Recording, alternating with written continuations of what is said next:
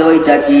যুবক ডাক দিয়া বলে যে ওমর, আমার হাতের মধ্যে ওইটা দুধের বোতল। আসলে ওই হাতের মধ্যে ওইটা দুধের বোতল ছিল না, ওই হাতের মধ্যে ছিল মদের বোতল। কিসের বোতল বলেন? মদের বোতল। ওই ওমর রাদিয়াল্লাহু তাআলা আনহু তার হাত থেকে জোর করে যখন ওই মদের বোতলটা কেড়ে নিলেন, ওমর তাকায় দেখতেছে, ওই যুবক তাকায় দেখতেছে, ওই পুরা মদের বোতল দুধে ভরপুর হয়ে গেছে। কারণ আমার আলহামদুলিল্লাহ ওয়া কাফা ওয়া সালামুন আলা ইবাদিল্লাহিল্লাযীনা ইসতাফা।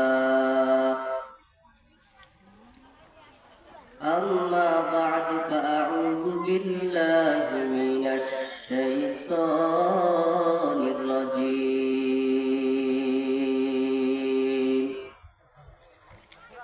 بسم الله الرحمن الرحيم.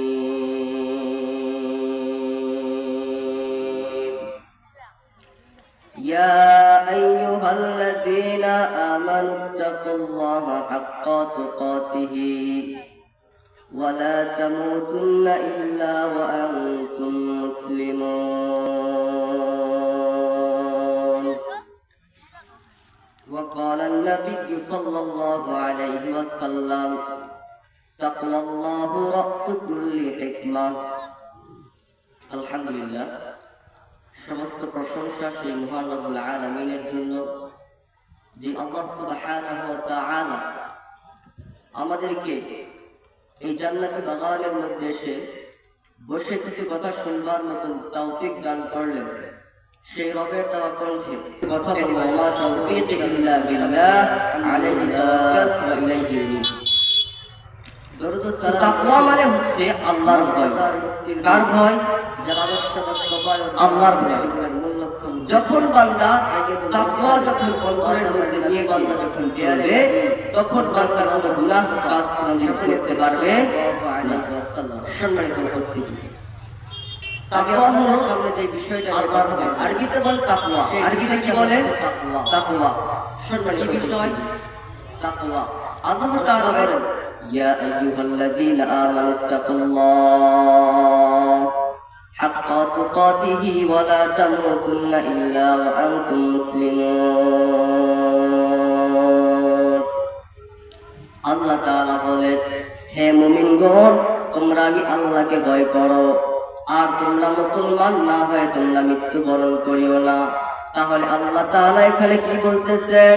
হে ঈমানদারগণ, তোমরা আমি আল্লাহকে ভয় করো, আর তোমরা মুসলমান না হয় তোমরা মৃত্যুবরণ করিও না।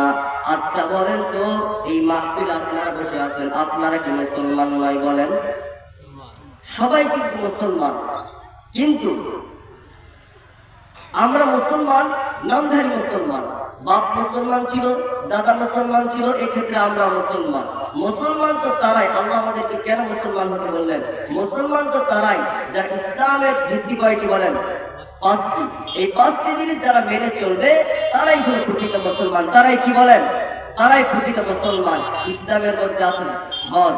যাদের সামর্থ্য আছে তারা হজ যদি না করে তাহলে সে বিধর্মী। হযরত ওমর রাদিয়াল্লাহু তাআলা আনহু বলেন, সামর্থ্য থাকার পরেও যদি কেউ হজ না করে ওই ব্যক্তি কোনোদিন মুসলমান হতে পারে না। ওই ব্যক্তি হলো ইহুদি, ওই ব্যক্তি হলো বিধর্মী। কথা কি বুঝতেছেন? সম্মানিত উপস্থিতি, আল্লাহ তাআলা বলেন, ওয়া মান ইয়াত্তাকিল্লাহা ইয়াজআল লাহু মাখরাজা। আল্লাহ তাআলা বলেন, বান্দা যখন আমি আল্লাহর ভয় অন্তরের মধ্যে নিয়ে যখন বান্দা চলবে, বান্দা যখন বিপদের মধ্যে পড়বে, আমি আল্লাহ ওই বান্দাকে বিপদ থেকে আমি আল্লাহ উদ্ধার করব। বান্দা যখন বিপদে পড়েছো, জালিম তোমার উপর অত্যাচার করেছে, তুমি মাজলুম, জালিমের ভয়ে তুমি জালিমের কাছে মাথা নত করবে না, জালিমকে দেখে তুমি ভয় পাবে না। ভয় আমাদেরকে পেতে হবে, তিনি বলেন। কার কাছে আমাদেরকে ভয় পেতে হবে বলেন? আল্লাহর কাছে। হযরত ওমর রাদিয়াল্লাহু তাআলা আনহু যখন অর্ধজাহানের যখন প্রেসিডেন্ট হযরত ওমর রাদিয়াল্লাহু তাআলা আনহু যখন হয়ে গেলেন, ওই ওমর দিনের একটা ভাগ ওই ওমর নিজের কাজ করে, আর একটা ভাগ ওই ওমর তার রাষ্ট্রের কাজ করে। সে মানুষ কিভাবে আছে এইটা ওমর দেখে বেড়ায়। একদিন রাতের বেলা হযরত ওমর রাদিয়াল্লাহু তাআলা আনহু রাস্তা দিয়ে যায়, হঠাৎ করে একটা যুবকের সাথে সাক্ষাৎ হয়ে গেল। হযরত ওমর রাদিয়াল্লাহু তাআলা আনহু ওই যুবকের দিকে তাকায় ছিল। ওই যুবক তখন ওমর বিন খাত্তাব কে দেখার পরে ওমরের ওই যুবক ভয় পেয়ে গেল। যুবক ভাবতেছে আজকে তো আমি মদখোর, আমি যদি মদ পান করেছি যদি ওমর রাদিয়াল্লাহু তাআলা আনহু জানতে পারে তাহলে বোধহয় আমার আর দুনিয়ার মধ্যে আর বোধহয় বেঁচে থাকা হবে না। আমাকে যদি ওমর বিন খাত্তাব যদি হত্যা করে ফেলে তাহলে কিয়ামতের ময়দানে আমি আল্লাহর কাছে আসামির কাঠ ধরায় আমাকে দাঁড়াইতে হবে। আর আল্লাহ যদি আমাকে ধরে তাহলে আমার তো জাহান্নাম ছাড়া আর আমার কিছুই হবে না। ওই বান্দা আল্লাহর ভয় অন্তরের মধ্যে নিয়ে যখন বান্দা চলতেছিল, ওই ওমর বিন খাত্তাব রাদিয়াল্লাহু তাআলা আনহু ওই যুবকের দিকে আইসা বলে, যুবক তুমি কোথায় গিয়েছিলা? যুবক ডাক দিয়া বলে, ওমর আমি আমার বোনের বাড়িতে বেড়াইতে গিয়েছিলাম। ওমর বিন খাত্তাব ডাক দিয়া বলে, যুবক তোমার হাতের মধ্যে ওইটা কি? যুবক ডাক দিয়া বলে, ওমর আমার হাতের মধ্যে ওইটা দুধের বোতল। আসলে ওই হাতের মধ্যে ওইটা দুধের বোতল ছিল না, ওই হাতের মধ্যে ছিল মদের বোতল। কিসের বোতল বলেন? মদের বোতল। ওই ওমর রাদিয়াল্লাহু তাআলা আনহু তার হাত থেকে জোর করে যখন ওই মদের বোতলটা কেড়ে নিলেন, ওমর তাকায় দেখতেছে, ওই যুবক তাকায় দেখতেছে, ওই পুরা মদের বোতল দুধে ভরপুর হয়ে গেছে। কারণ আমার আল্লাহ ওই বান্দাকে বিপদ থেকে আমার আল্লাহ বাঁচিয়েছেন। কারণ বান্দা বিপদে পড়েছে, ওমর বিন খাত্তাবকে ভয় করে নাই, বান্দা ভয় করেছিলেন কাকে বলেন? আল্লাহকে ভয় করেছিলেন। এই জন্য আমার আল্লাহ ওই বান্দাকে বিপদ থেকে বাঁচিয়েছে। আল্লাহর নবী বলেন, তাকওয়াল্লাহু রাসূলুল কুল্লি হিকমা। আল্লাহর তাকওয়া এটা এমন একটা জিনিসের নাম, বান্দা যখন আল্লাহর তাকওয়া যখন নিয়ে চলবে, বান্দা কোনো গুনার কাজ কখনো বান্দা করতে পারবে না, বান্দা কোনো নেক আমল বান্দা বাদ দিতে পারবে না। এই জন্য আমাদেরকে সব সময় যেই কাজ করব ওই কাজের মধ্যে আমাদেরকে ভাবতে হবে দুনিয়ার কোন মানুষ তো আমাদেরকে দেখতেছে না, দেখতেছেন কে বলেন? আল্লাহ। এক পীর তার দুই মুরিদকে দুইটা মুরগি দিল। মুরগি দেওয়ার পরে ওই পীর ডাক দেয়া বলতেছে, এই মুরগিগুলো নিয়ে যাওয়ার পর তোমরা এমন জায়গায় জবাই করবা যেই জায়গার মধ্যে কোনো দুনিয়ার কোনো মানুষ দেখবে না, কোনো পশু পাখি দেখবে না, কোনো কীট পতঙ্গ কোনো কিছু দেখবে না। আল্লাহর বান্দা বুজুর্গ পীর সাহেব তার দুই মুরিদকে দুইটা মুরগি দেওয়ার পরে ওই মুরিদরা মুরগি নিয়ে যাওয়ার পরে এমন জায়গায় মুরগি জবাই করতেছিল।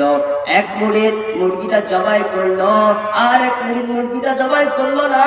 মুরগিটা না জবাই করে নিয়ে যখন পীরের কাছে যখন বুজুর্গের কাছে যখন চলে আসলেন, পীর ডাক দেয়া বলে, ও মুরিদ তুমি মুরগিটা জবাই করলা, আর তুমি মুরগিটা কেন জবাই করলা না? ওই মুরিদ ডাক দেয়া বলে, বুজুর্গ আমি মুরগিটা জবাই করলাম কারণ আপনি আমাকে আদেশ করেছেন, আপনি আমাকে বলেছেন এমন জায়গায় মুরগিটা জবাই করব যেই জায়গার মধ্যে দুনিয়ার কোনো মানুষ দেখবে না, কোনো পশু পাখি দেখবে না। ও বুজুর্গ আমি ওই জায়গার মধ্যে আমি মুরগিটা জবাই করেছি। বুজুর্গ এখন ডাক দিয়া বলে, ও মুরিদ ও তো মুরগিটা জবাই করেছে, আর তুমি কেন মুরগিটা জবাই করো নাই? মুরিদ ডাক দিয়া বলে, ও বুজুর্গ ও পীর সাহেব আমি কেন মুরগিটা জবাই করি নাই জানেন? কারণ আমি দেখতেছিলাম দুনিয়ার কোনো মানুষ তো আমাকে দেখতেছে না, কোনো পশু পাখি তো আমাকে দেখতেছে না, আমাকে দেখতেছেন তিনি হলেন কে বলেন? আল্লাহ। ও বুজুর্গ ও পীর সাহেব, আমি এই চিন্তা করার পরে আমি মুরগিটা জবাই করি নাই। বুজুর্গ ডাক দিয়া বলে, ও আমার দুই মুরিদ, শুনে রাখো, তোমাদেরকে আমি মুরগিটা জবাই করার আমার উদ্দেশ্য না, আমার উদ্দেশ্য হলো তোমাদের পরীক্ষা করার জন্য। কারণ আমি বুজুর্গ দুনিয়া থেকে বিদায় নিয়ে যখন চলে যাব, আমার পরে এই মসনদের মধ্যে কে বসবে? তুমি যারা মুরগিটা জবাই করেছো, সে আমার এই মসনদের মধ্যে বসতে পারবে না। যে মুরগিটা জবাই করে না নিয়ে চলে এসেছে, ওই বান্দাই আমার এই মসনদের মধ্যে বসতে পারবে। বলেন সুবহানাল্লাহ।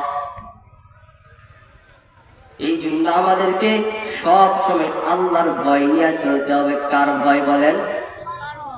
আল্লাহর ভয়।